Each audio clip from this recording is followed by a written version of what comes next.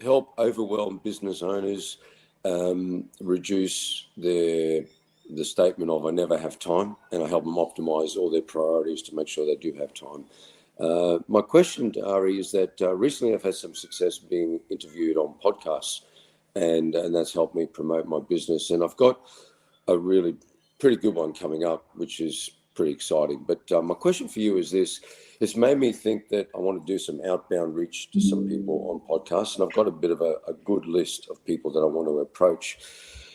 Thanks to you, I'm very comfortable with what I want to say, but what I want to do is actually craft that in a way that's quite precise. So all of these outreaches are going to be via email, and that's because of time zone differences. So what would you suggest would be the best way to reach out to these people in a nice flow so that I do it in a trust-based fashion to get them to have me as a guest?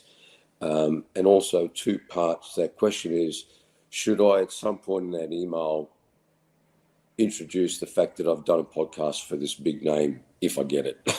Sure. So I'd probably start with the subject line, are you looking for a different podcast guest? ? Right. Okay. And then I'd start with, hi, John. We haven't. My name is Sam. We haven't met yet. I've been listening to your podcast. I'm a big fan of it. I believe your audience is business owners who I assume is time pressed to get things done. And I've been listening recently. Haven't noticed anyone on your podcast yet who's addressed this issue specifically, and I'm an expert in this area.